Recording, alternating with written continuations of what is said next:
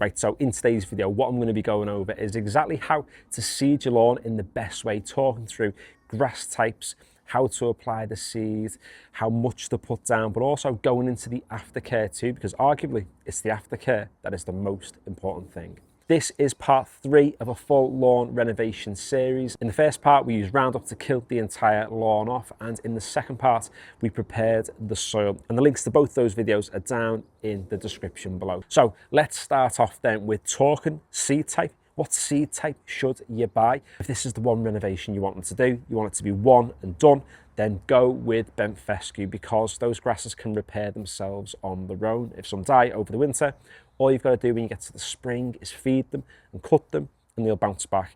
In today's video, I am using the Lawn Association's luxury lawn mix, and that's made up of 60% fescue and 40% bent grass. It's the exact grass seed I've used on my front lawn and my back lawn. And I do need to say, it's not a sponsor. There's no affiliate links. If you buy it, I get no money, I get no benefit. If you don't buy it, I get no money, I get no benefit. So I only recommend it because it is boss, because it works, and because it does recover on its own. Before you chuck your seed down, you're going to want to rake over the entire space, because what you're doing by doing this is creating a soft, loose seed bed. It'll help the seeds to be incorporated within that top layer of the soil. And to apply it, you're only going to need one tool, and that is a drop spreader. Because it drops from the bottom of the spreader, it's a really short distance that the seed has to fall from the spreader to the ground, meaning that you're going to get a really precise application. But also, because it's dropping, you're not going to get any in your flower beds or your shrub beds or anything like that. The seed that I'm putting down has an application rate between 15 to 20 grams per square metre. That's quite low for grass seed, but that's because the bent grass seeds, you can see them now, they're absolutely tiny. They almost look like pieces of dust. The fescue are the big monster fellas, you can see. So with this lawn being around about 50 square metres, give or take, I'm getting on with around about 1,000 grams or so of the seed. And then just do as many passes as you need to with the drop spreader until you've applied it quite evenly across the lawn, go in alternate directions to try and not leave any spaces without seed. And then once you've applied the seed, you've kind of got two options as to what to do next. The first is to use your rake just to rake over the space, and then you're pretty much ready.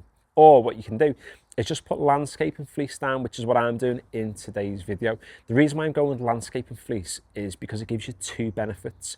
Firstly, it traps moisture under the fleece, and secondly, it traps heat too. And seed needs two things in order to germinate, and that is moisture and heat. I know some people might say that I've not raked it in or covered it with compost.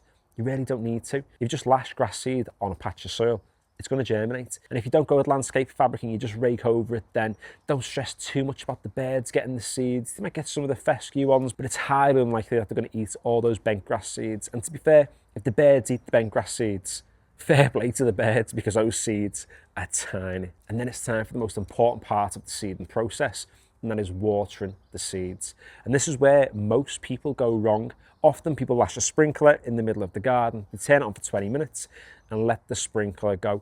That is the worst thing you can do, because those seeds don't have roots. All you're doing is watering soil where there's nothing existing. You've quite literally killed everything off with Roundup a couple of weeks ago. What you're going to want to do is water the space very lightly. Use a mist setting or a really light setting on your hose pipe, just to get the top layer of the soil wet, because that's where the seeds are sitting. It's about keeping those seeds moist, keeping them warm over the next few weeks, and that'll help them germinate fast. So there we go. That is the entire process of seeding a lawn from scratch. The fourth part of this series is going to be about giving the lawn its first feed, and it might just be a lot sooner than you think. So give the video a like if you've enjoyed it, subscribe if you haven't already, or if you want to follow along with the rest of this lawn renovation series. I've got loads of lawn care stuff on this channel already, so check it all out. And finally, thanks for watching.